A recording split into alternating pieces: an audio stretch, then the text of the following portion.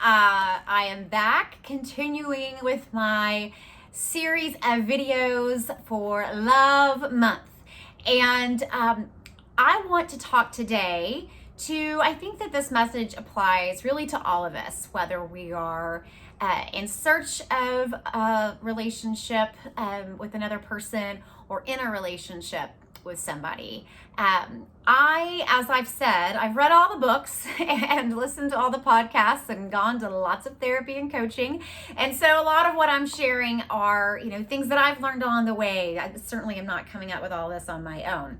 And today I want to talk about, are you sort of having unrealistic expectations of a partner? I hear this a lot. I hear this from my folks that are single and dating, and from people who are in a relationship.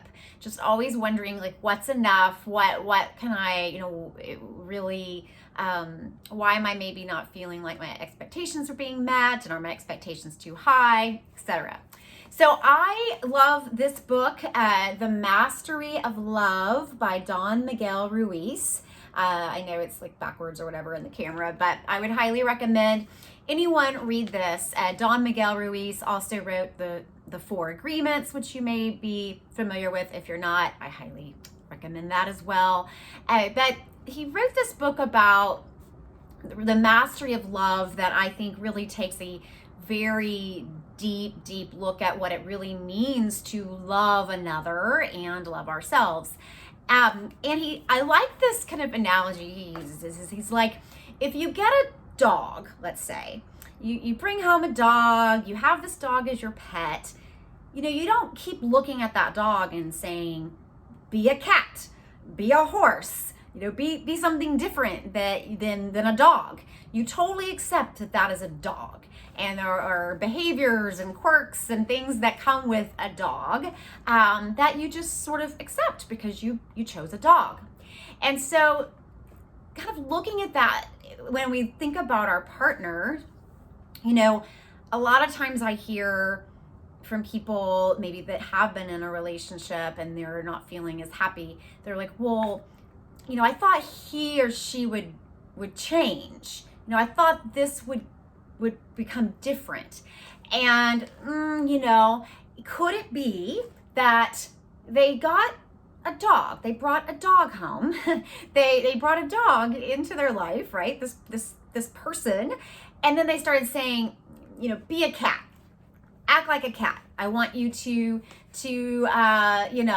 lick yourself like a cat, not like a dog. Get it? We would never do that to a dog or a cat, but we sometimes all of a sudden start thinking, why aren't you different? Why won't you change, if you will?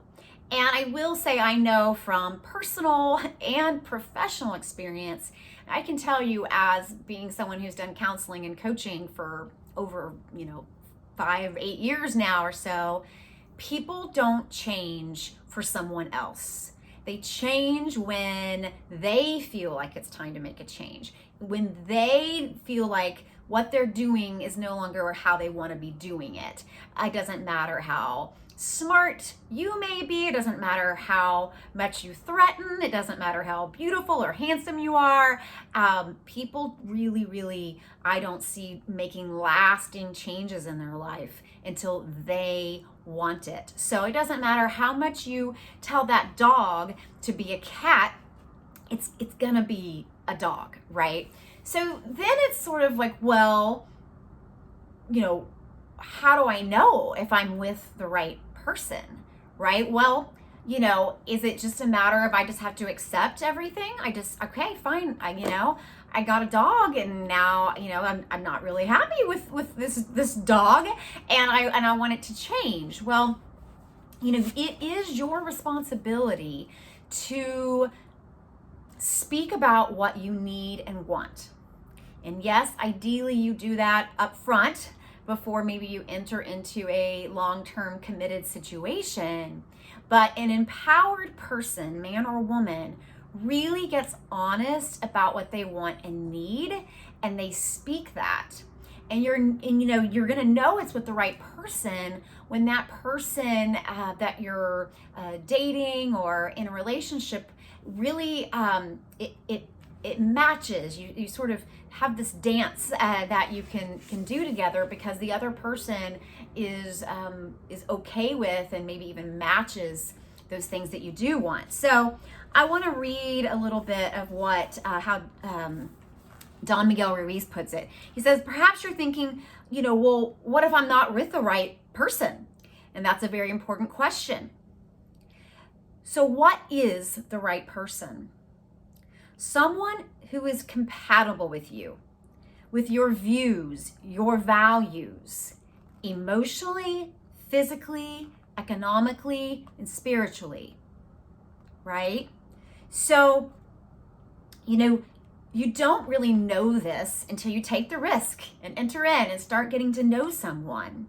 And it's really important. That's why I talk a lot about how we date authentically and confidently. Is there's no point in having a mask on, right? Because if you don't speak up about what it is you really want and need, you may end up with a cat and you really, really wanted a dog. And it's not fair to that cat to say, wait, now that we're in a relationship, now that we're married or living together or whatever it is, I want you to be different.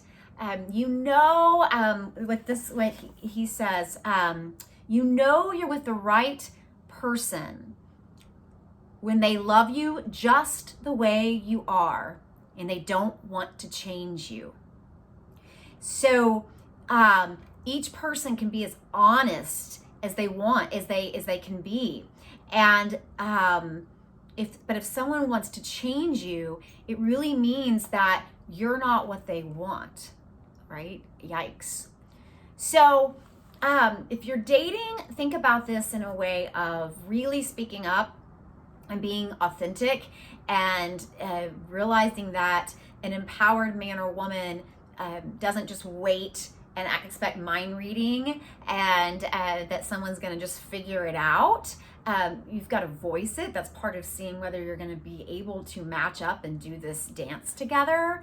And if you're in a relationship and you find yourself maybe just being kind of hard on your partner or overly critical, maybe kind of remember why you chose that pet, that cat, that dog, that horse, whatever it is, and think about, are you unfairly asking them to be different?